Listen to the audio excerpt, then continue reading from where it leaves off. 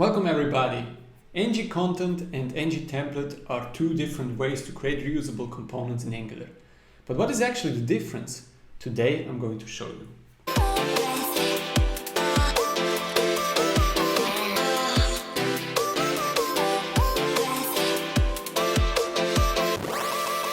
We start with a running application that has a toggle button to hide an expander or to show an expander.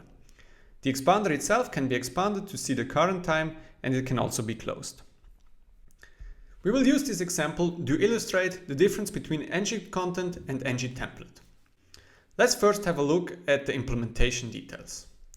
The toggle button will toggle the show expander flag once it's clicked, and we will then use this show expander flag in combination with ng-if to actually render the expander or remove it from the DOM. We can also see that we have a clock component which we project to our expander. The expander is pretty straightforward. It consists out of two diffs, the header diff and the content diff.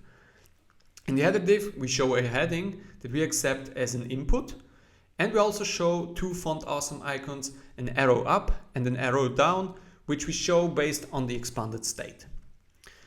If you click on the header, we will toggle the expanded flag. The content diff we only display if the expanded flag is true.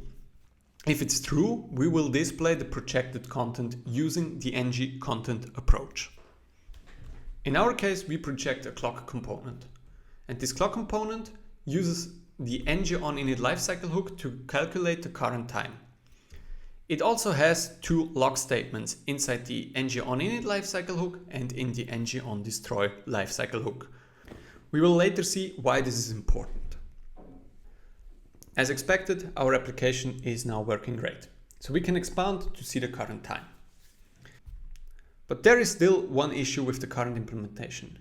Even though we toggle the expander multiple times, it's still showing 12:06, but in reality it's already 12:12.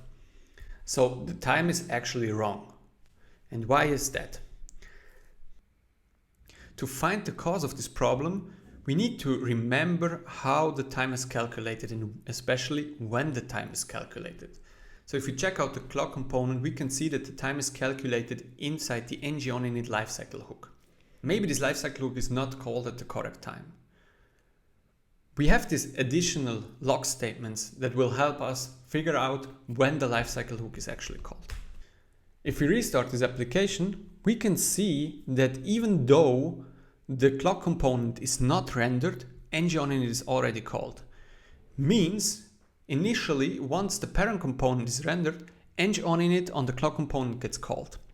If we now clear the console and toggle the clock component, we can see that nothing happens. So no lifecycle hook is called at all. What happens if we destroy the parent component? So if we hide the expander, we can see that ng onDestroyed is called on the clock component. And if we show the expander, we can see that ng onInit is again called, but not if we toggle it. So that means that the lifecycle hook of the projected component is bound to its parent. And if the parent is initialized at 12:10, but our component is expanded at 12:14, still 12:10 will be shown as the initial time because that was the time the ng onInit lifecycle hook was called. How does this look like with the ng template approach? In the ng template approach, we don't project our component. Instead, we wrap the clock component with an ng template tag and use a template variable to get a hold of the template.